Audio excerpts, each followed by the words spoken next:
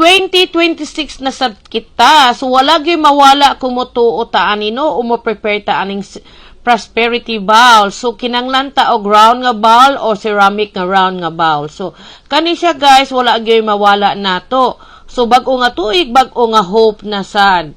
So nara sa inyo kung motuo mo or dili, wala alagyoy mawala. So nagbutang ta og rice din haa. Onya cotton balls or giround na ko na siya, no? In between sa rice nga half filled pa siya, unya dungagan na po nato siya until nga matabunan ang cotton ug hapit na mapuno ang rice atong sudlanan, no? Kana siya akong gidungagan kani.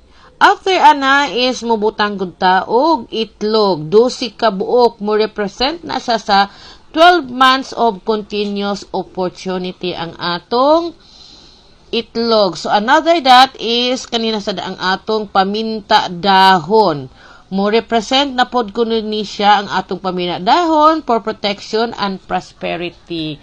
So bay leaves ni siya guys. Atong ibutang diya sa kilid, atong isang i-decorate din napita. Atong pinatindog ang atong style. Depende na sa inyo kung unsa ang inyong style. So, kani guys, naanda na gyud na ko siya kada tuig na sa inyo kung follow mo. So, guys, another is kanina pod ang atong chocolate coins. So, 12 gold or chocolate coins stands for good fortune and lasting wealth. Kani siya, guys, para daw ni sa lasting wealth. Kani ating 12 coins, gold coins. So, ato na siyang ibutang ginaa. So, ato lang ginang sa spread depende. Another is, kanina po atong real na siya nga coins.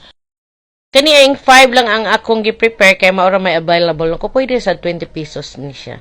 At least, mo represent na siya sa wealth and wish for abundance throughout the year kaning atong real coins. 8 ka buok ang atong i-prepare. So, ato na siya ibutang diha. Depende na sa inyo kung unsa ang atong design, no? Sa atong pagbutang sa atong mga coins nga tag 5. Ang uban ani 20 ang ginagamit. So kani siya guys. Humana diha ang ubatan. Gamay man gud ang akong bowl so naa sa kilid ang uban na sa atong nga. So ako siyang gisagol sa akong mga gold coins. Kana ang akong tag 5 nga real coins na po sa kilid.